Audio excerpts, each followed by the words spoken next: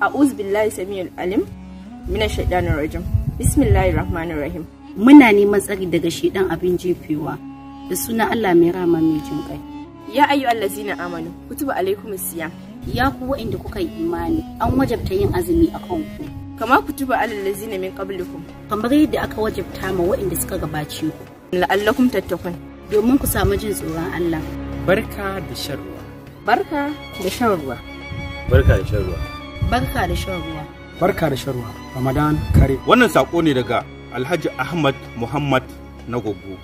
Shema Petroleum Nigeria Limited tana kafatalin musulmin duniya barka da shan ruwa.